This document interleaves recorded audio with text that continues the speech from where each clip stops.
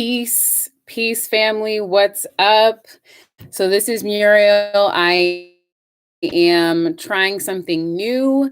Thank you to Rhonda and Jamero, who are my amazing business partners and mentors, for encouraging me to do this. So this is the first time I'm going live on YouTube. And I'm going to start a series called Raw and Uncut with Muriel. And basically, whatever question you have, whatever you want to ask me, whether it's personal or professional, I will answer on this live, and I will not filter anything. Normally, because of my profession, I can be pretty politically correct, and that's actually a part of my character, so that's not going to go away. But I'm not going to filter anything. And not only that, I'm live. So I'm not editing anything. So you're getting this truly raw and uncut. To give a little background for the folks who don't know me, my profession in psychotherapy, specifically, I was trained in somatic psychotherapy, so body-oriented psychotherapy. If you want to learn more about that, then ask me a question when I'm looking for topics for my next live, and you can comment below. But I've been working with clients since 2017, from ages 6 all the way up to folks in their 60s. And I also am trained, as an insurance broker. I do a lot of investing. I also do foreign exchange trading, and I'm really passionate about investing in my financial intelligence. That was really important to me. But let's get on into it. I only want to be here for 30 minutes. So let's get right into the question. So Jamero actually asked, he wants me to talk about shadow work and therapy in the Black community. So shadow work is definitely a buzzword. It's something that I hear a lot, but I don't actually hear a lot of people talking about what shadow work even is and what it means. So I can only speak from my own perspective and experience. I'll share with you what I think it is. So basically, to me, shadow work is the stuff that is literally in the shadow. It's in the subconscious. It's in the unconscious. So in my field, we kind of think of the consciousness as having different levels. So if you think of a glacier, in the middle of the Arctic Ocean, you can see the top of the glacier. That's the conscious. We're conscious of the top of the glacier. We can see it, but there's a whole underside of the glacier that's underneath in the water that we can't actually see. That can be considered the preconscious, subconscious, and unconscious. So something that's pre-conscious, we kind of like are aware of it in the periphery of our consciousness, but we aren't fully conscious of it yet, but we're getting there. It's probably going to come into full consciousness soon. Subconscious is a little lower level of consciousness than pre-conscious. And then unconscious is like you're totally unaware. It's happening and you have no clue. You are not conscious of the thing that you are doing, feeling, or saying, or the thing that's happening inside of you that's influencing what you're doing, saying, or thinking, right? So shadow work is the parts of us that live in the unconscious, preconscious, subconscious spaces. We're not aware of it, right? So oftentimes it's the stuff that we find uncomfortable. It's the stuff that we reject about ourselves, and the stuff that, because we reject these things about ourselves, we project it on others. So when I think of shadow work, I think of, okay, what am I judging other people about? If I look at somebody and I think a judgmental thought like, oh, they could do better at this, or they could, they're not great at this, or, if they did this, they would be more successful, or I'm better at them than this. Why don't they do this? Any type of judgmental thought, and I'll try to think of some specifics on the spot, but any type of judgmental thought is most likely about your own judgment of yourself, something that you judge in yourself. So here's an example. I actually had a partner, and maybe he'll see this, and he already knows what this is about. But there was one point where I had gained some weight, right? And he commented on it, and it got to the point where I didn't feel comfortable in my body around him, and I just like totally internalized it. But when I came back around to kind of call him out on that, he acknowledged that, oh yeah, I've thought about this. It was really my own insecurity about my own weight. Right. So that's an example of his shadow work that he hadn't done at the time that he projected onto me. So normally what we're calling people out for is really where our own insecurities lie. So we can think about dictators like Donald Trump. We can think about people in positions of power who talk down on poor people, who talk down on about people who are of different ethnicities, even like anti-Blackness. Let's take anti-Blackness, since that's literally a global phenomenon. We are often the recipient of what people who see themselves as superior, we are the recipient of what they reject about themselves, right? So let me plug my computer in. So when colonizers came to the continent of Africa, right, and saw these people expressing themselves, moving their bodies freely in relationship with the planet, with the earth, or, in contact with native folks on Turtle Island, which is also known as settler colonial U.S. When you have this whole group of people, these European people, and they're like uptight, don't have the greatest hygiene, are not living very long, but they see these people, living their best lives and expressing themselves, and would project like, oh, these people are savages, these people are dirty, these people are sexual fiends, right?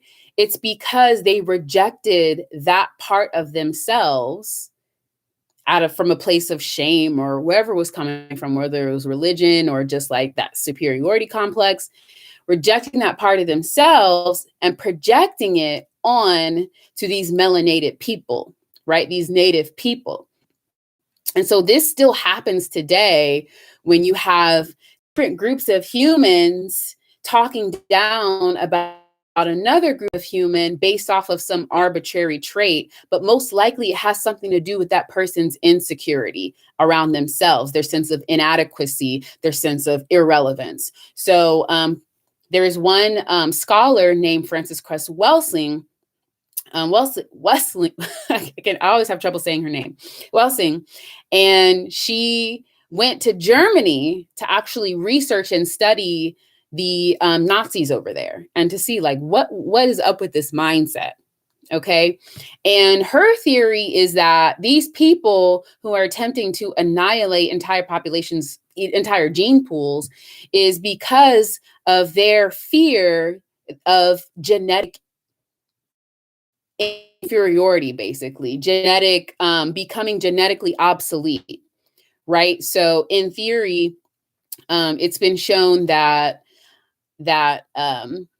melanin, or when you have somebody who is highly melanated, who is going to reproduce with somebody who's not, most likely that child is going to have some melanin versus, not have melanin.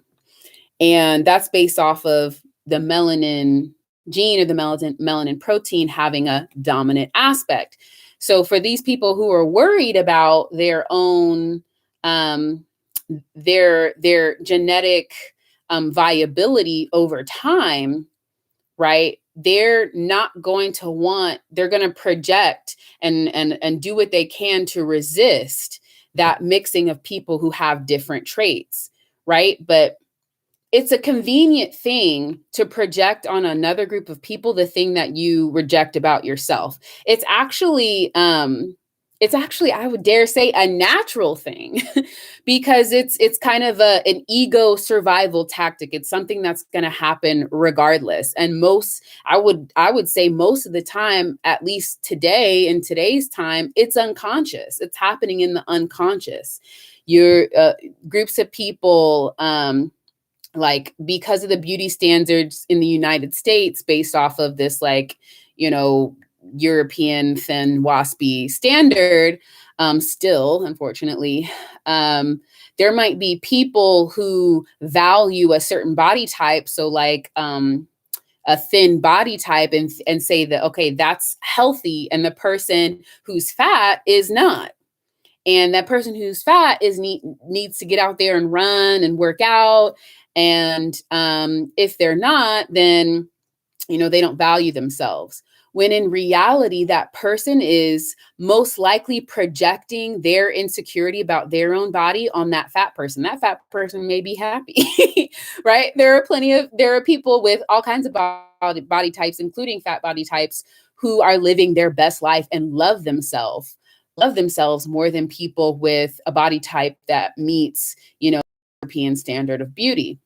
Same with like how people, for me, in my opinion, how people judge women who display their body in a particular way, whether they cover it up or whether they expose it, right?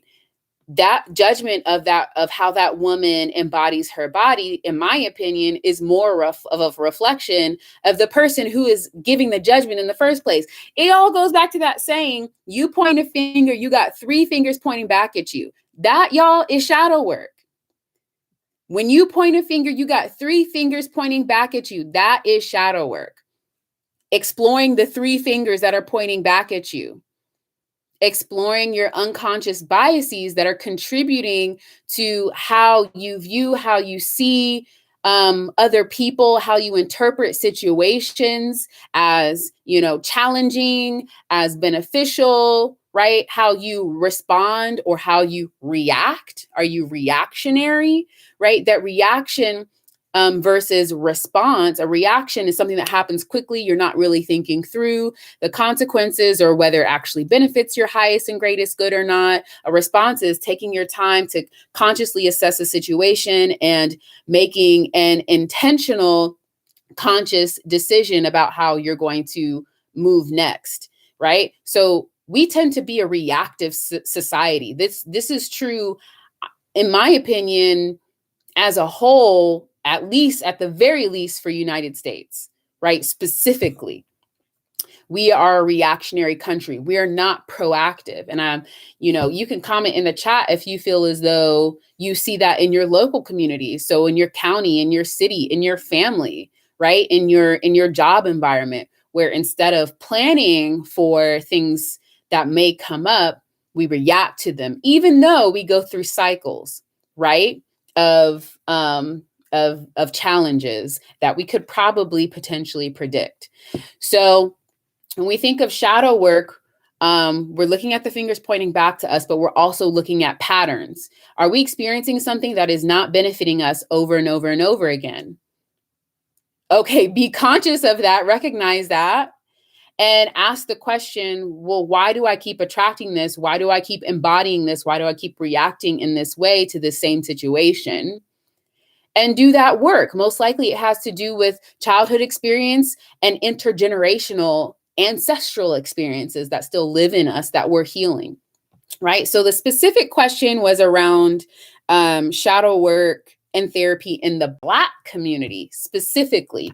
So I'm going to say, descendants of Africa, descendants of the African diaspora.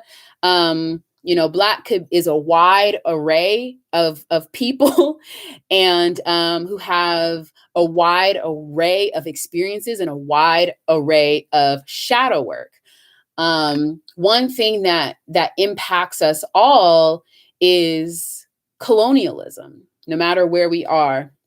Something, whether we assimilate and have figured out a way for it to benefit us by assimilating, or, it impacts us, systemically, financially, economically, geographically, whatever it is, historically, ancestrally, personally, emotionally. There are so many levels, but something that I can say that impacts all Black folks, is colonization. Something that also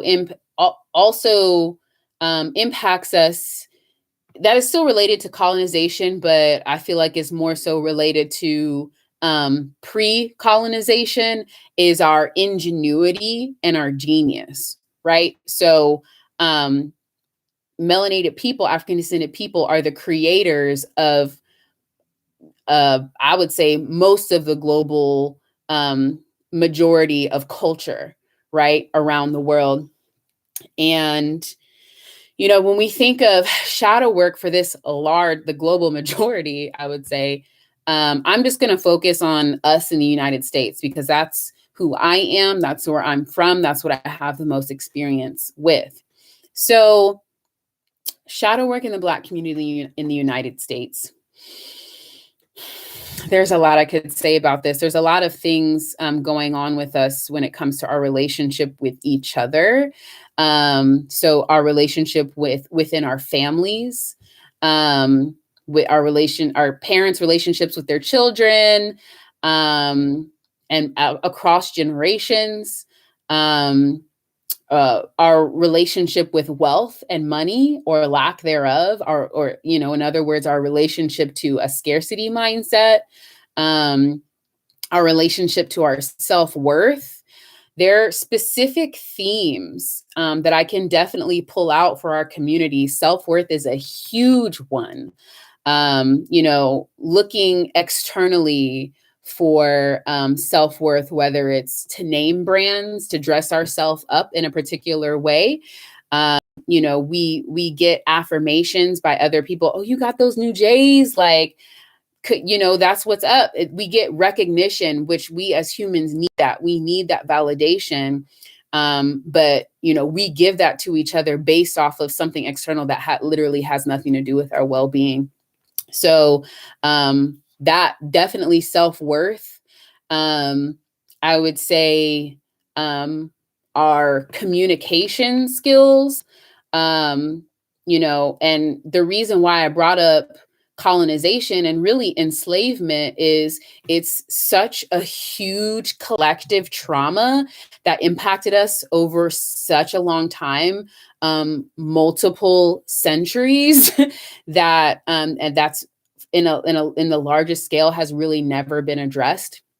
We can really trace back our shadow work to a lot of aspects of enslavement. So we literally weren't allowed to express ourselves except for, certain times, and only in secret.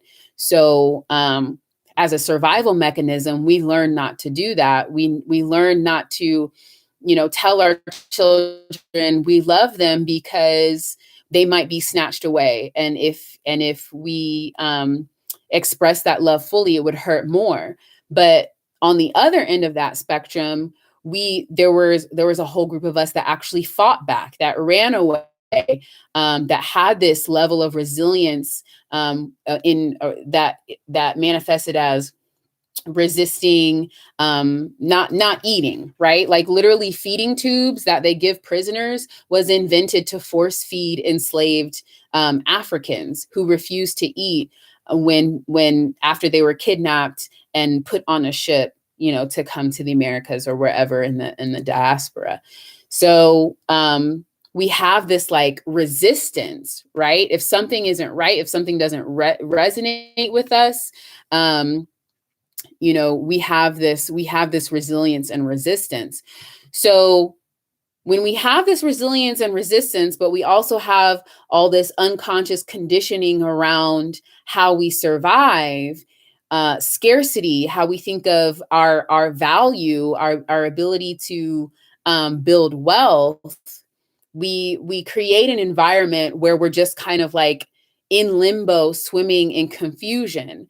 And this isn't true for all of us, but this is true for a lot of us, to where we get to a point where We don't have the resources we need, one, to fulfill our dreams, but two, to even survive, because we don't have the context and the psychic awareness to be able to say, okay, let me focus my attention and energy on this because it's going to allow me to get to this goal, this specific goal that I've identified, fulfill this purpose, and you know, live my truth. A lot of folks I interact with don't even know what their purpose is. Some people do know what their purpose is, but don't know where to start. Because another thing about our community is this this lack of valuing mentorship, right? So even in secret societies, right? Skull and Bones, the Brotherhood, the Illuminati, structure built into these things that makes them so successful and sustainable, right? And we had that pre-enslavement. Post-enslavement, there's been a deliberate thwarting and really murdering of the higher figureheads, which then has a trickle down effect of us not having mentorship. So not having necessarily, you know, that validation and direction by somebody who is doing who has what you want or is doing what you want to do, so you can really ensure a high level of success. So I know I've gone all over the place here. I've got 9 minutes. When it comes to therapy, I'm obviously biased because my training is in therapy. I'm not somebody who's going to do something based off of someone else's opinion. So it's hard for me to I honestly would have to talk to people who are against therapy to try to pick their brain more than I've done in the past. But a lot of the resistance has to do with external judgment, right? And lack of self-worth. So if I am seen going to a therapy, that one means I'm a therapist, that one means I'm crazy. Two, it means that I can't take care of myself. I can't help myself. You know, there's a problem with me. And three, there's other people are going to judge me because I'm going to see a therapist. But at the end of the day, you already judging you. You already don't feel you're worthy. And all that stuff that you're worried about, you feel about yourself, regardless of what other people are doing. You have internalized it. So when I think about the stigma against therapy and doing the shadow work, I think people don't really understand the scale of the work that they need to do and how deep it goes, and that it's not necessarily their fault, but it is their job to be accountable for their behavior, their thoughts, their actions, their words. And a way to do that, a beautiful one of my favorite ways is to go to a therapist. One, because they're a confidential service. Two, because they're professionally trained. And three, if you find somebody who's melanated who can empathize with your experience, you can find yourself in a space sharing things, having experiences, feeling emotions that you've literally never felt in your life because you've never had a safe enough environment for you to fully feel your feelings. You've never had a safe enough environment to fully express yourself without judgment, without fear, without animosity, without fear of retaliation or actual retaliation, right? And so you get this space to finally freely explore yourself from a place of authenticity, from a place of curiosity, and from a place of be fully a full man if you don't know how you feel. You can't you can't really do anything that's truly in alignment with your purpose if you do not know how you feel. All right. If you're devaluing your feelings, you've already missed the majority of the human experience, period. And the prioritization, the privileging of the mind over the emotions is a European construct, and it's false because the mind is not separate from the emotions. In Mandarin, there is a character for mind. This is somewhat related, but there's a character for mind, but actually if you translate it, it reads body mind. because they don't conceive, there's no conception about the separation of body and mind. You can think of the same thing for emotions, right? These are not things that are separate. We pull them out to study them separately so we can conceive as humans, but they don't function separately when you really get into it and start to study it. So oftentimes this shadow work, the unconscious, is created by this fracturing of ourselves because of the conditioning we received, the teaching we received as children, which at the end of the day, especially if you went to a public school, is Eurocentric ideology, Eurocentric paradigms. And I'm not talking indigenous European either. I'm talking about colonial European. Let's not discount indigenous European culture.